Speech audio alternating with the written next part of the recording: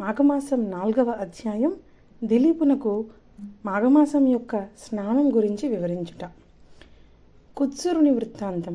పులిముఖం గల గంధర్వుని వృత్తాంతమును దిలీపునకు వివరించిన తరువాత మాఘమాస మహత్యం గురించి వశిష్ఠుడు తేగి ఇట్లు చెప్పుచుండెను. పూర్వకాలమున కుత్సురుడను పేరు గల విప్రుడొకడు ఉండెను. అతడు కర్దమముని యొక్క కుమార్తెను వివాహమాడెను. కొంతకాలమునకు ఆ దంపతులకు ఒక కుమారుడు జన్మించెను. కుమారునికి 5వ ఏడు రాగానే ఉపనయనం చేసెను. ఆ బాలుడు దినదినాభివృద్ధి నొందుచు పెద్దలను గౌరవించడం, విద్యాభ్యాసము చేయుట, శ్రద్ధగా చూపుట, నీతి నియమాలను పాటించుట, దైవ కార్యముల యందు భక్తి కలిగి ఉండుట మొదలగు కార్యక్రమాలను నెరవేర్చుకొను సకల శాస్త్రములను అభ్యసించెను. అయితే ఈ విధంగా కొంతకాలం గడిచిన తర్వాత ఆ బ్రాహ్మణ బాలునకు యుక్త వయస్సు వచ్చెను. అతనికి దేశాటనకు పోవలేనని కోరిక కలిగి తీర్థయాత్రలకు బయలుదేరను. అనేక పుణ్యక్షేత్రములను దర్శించుచు సిద్ధులను సేవించుచు మాఘమాసం వచ్చినప్పటికీ కావేరీ నది తీరమునకు చేరుకున్నాడు. నా పుణ్యఫలం కొలది ఈ మాఘమాసంలో నాకు కావేరీ స్నానయోగం లభించినది, ఇది నా భాగ్యం అని ఆ విప్ర యువకుడు అనుకున్నాడు. అంతేకాక ఎంతో సంతృప్తి చెందాడు. మాఘమాసమంతయు ఇచటనే ఉండి అధిక ఫలమును సంపాదించదను అని మననము నిశ్చయించుకొని ఒక ఆశ్రమాన్ని నిర్మించుకొని నిత్యము ఆ నదిలో స్నానం చేయుచు భక్తితో భగవంతుని సేవిస్తూనే అచటనే కాలం గడుపుతూ ఉన్నాడు. ఆ విధముగా నదీ తీరమున 3 సంవత్సరములు ఉండి అత్యధిక పుణ్యఫలమును సంపాదించెను. ఆ తరువాత అన్ని కోర్కెలను సంపాదించుటకు ఘోర తపమాచరించవలెనని తలంచి ఆ సమీపమందు ఒక పర్వతముపై తపస్సు చేసుకొని సంకల్పించి తపస్సు చేయ మొదలెడెను. అట్లు కొంతకాలము నిష్ఠతోనూ నిశ్చల మనస్సుతోనూ తపస్సు చేయుచుండెను.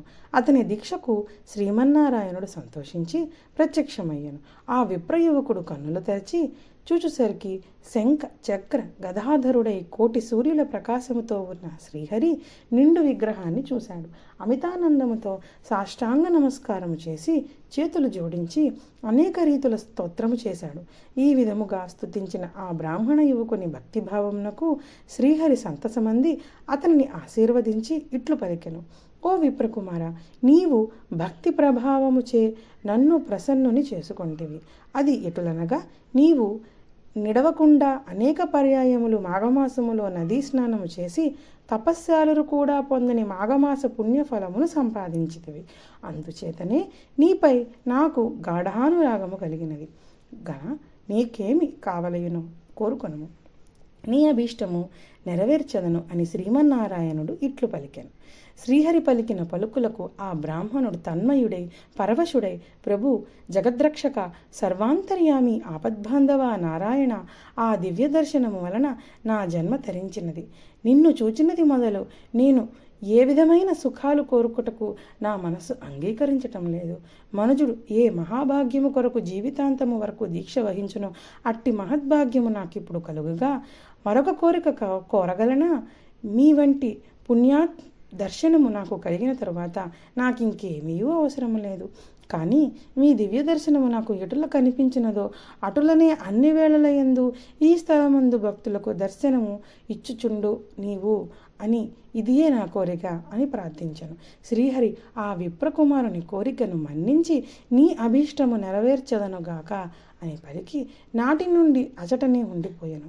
కొంతకాలమునకు తల్లిదండ్రులను చూచుటకై తన గ్రామమునకు వెళ్ళాను. చాలా దినములుగా కుమారుడు వచ్చెనని వృద్ధులై ఉన్న తల్లిదండ్రులు మిక్కిలి సంతోషించి కుశల ప్రశ్నలు అడిగిరి. మాఘపురాణం 4వ అధ్యాయం సంపూర్ణం. మాఘమాసం 4వ అధ్యాయం